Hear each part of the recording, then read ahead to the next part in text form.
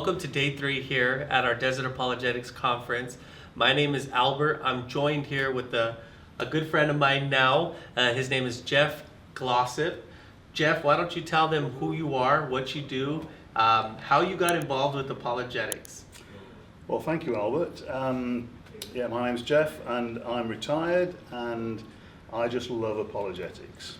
I'm an engineer by background, so engineers love the truth, and engineers love evidence, and Christian apologetics provides all of the evidence for supporting the truth and validity of the Christian faith. Absolutely. Now, you actually have a master's degree in Christian apologetics. Yes, I went to Biola, got the master's in Christian apologetics. I graduated 5 years ago. Nice, very nice. We're going to have a little fun during this interview. So what we're going to do is actually take some of the some comments that we've received from our Desert Apologetics YouTube page that some people have decided to leave in our comment section.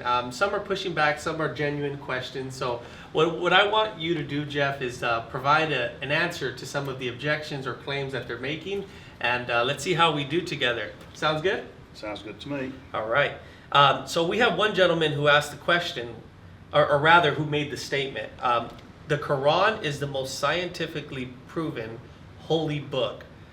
Basically what he's getting at is he's basically one-upping the holy scriptures that we would say the Bible would be. How would you respond to such a claim?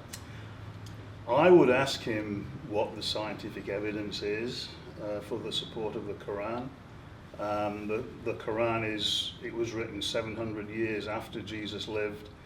What I know about this book is it was written in 2 parts, one part in Mecca and one part in Medina, from 2 quite different approaches.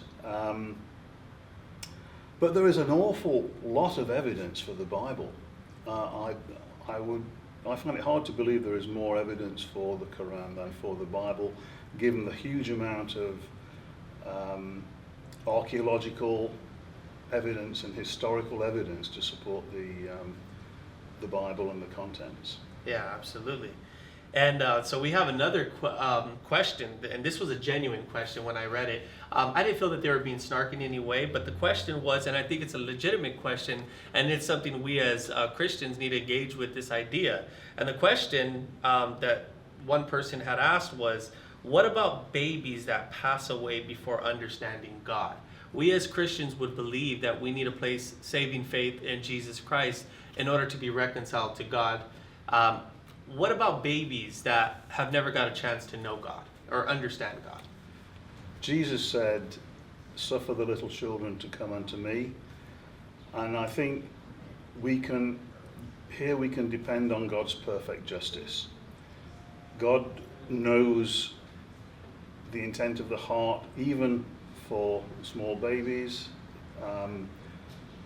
He has counterfactual knowledge, which means that he knows how everyone would have behaved had circumstances been different. Sure. So we can rest assured in the perfect justice and perfect mercy of Jesus Christ and of God the Father. Yeah, there's a passage of scripture that I think of. I can't remember exactly where, but I believe it's when David and Bathsheba lose their son, and David is repented of that, and he's so sad about it, and he's grieving for some time, and he said, I expect to be with my child once again. I paraphrased, of course. Yeah, absolutely. While his child was sick, he was repentant, lying on the floor, but once his child had died, he got up and got on with his life again. Absolutely. Yeah, he was comforted in the fact that he may see his child once again. He was secure in that knowledge. Yeah. We have, here's actually a question we have from one person who left a comment. The question is this: who's going to forgive God of all the immoral, murdering things? I'm going to say that, things, but they used another term. He's done. Okay, my first question would be, which by which moral guidelines are we judging God? He is our only objective source of morality anyway. And the second point is our whole system of justice here on earth is based on judgment by your peers. So on that basis, the only one who could judge the actions of God is another omnipotent, omniscient being who lives outside of time. Right. So there aren't many of those around. Yeah. So we need in order to have the concept of justice, and we have to have somebody who can set the grounds for that, right? Yeah, fundamentally, we aren't capable of judging God. Right. Because he's so much larger, Yeah. smarter, cleverer, more able than we are. That's good. We can't even comprehend the dimensions that he lives in. Sure.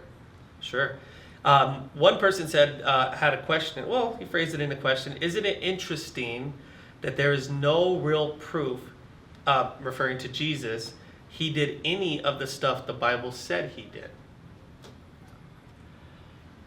Real proof. Okay. There's lots of proof that he existed. Yeah. Even both within the Bible, of course, but even outside of the Bible, non-biblical sources such as the Jewish historian Josephus, Right. who writes about Jesus Christ and the band of people who bore his name, and the Roman historian Tacitus, who wrote about Jesus' life and also his crucifixion. Yeah.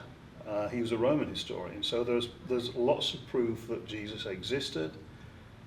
And then we have the proof within the Bible, and the Bible itself is externally corroborated by, as we said earlier, lots of archaeological evidence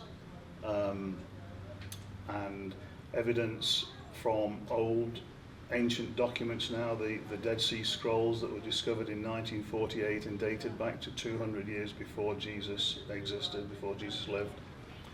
That there's so much proof that the Bible is based on truth. Yeah.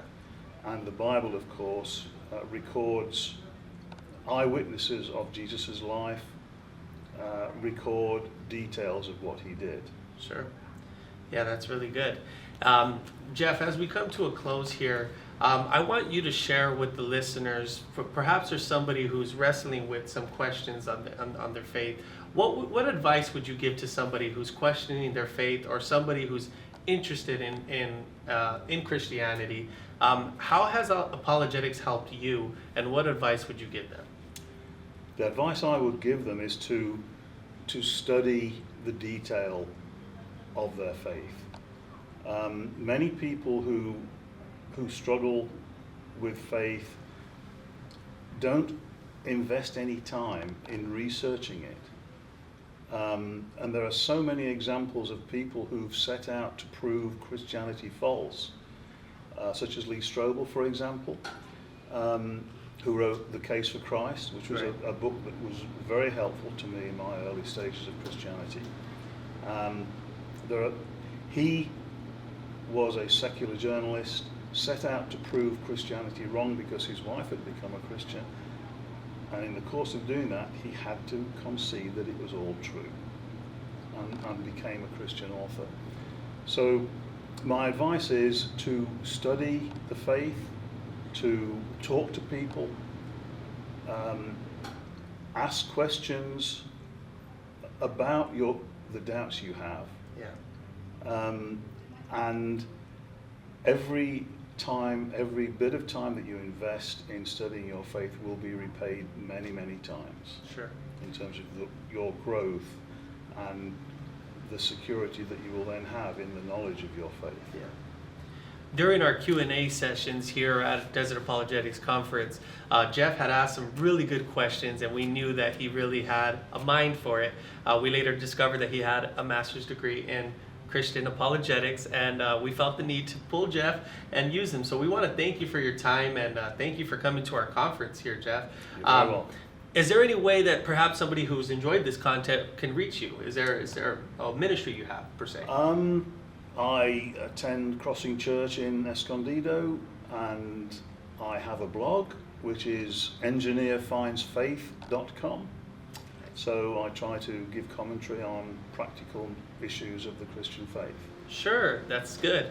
Well, if you enjoyed this content, please check us out at desertapologetics.com, and we thank you for your time. Thank you, Geoff. It was a pleasure having you. God bless you all.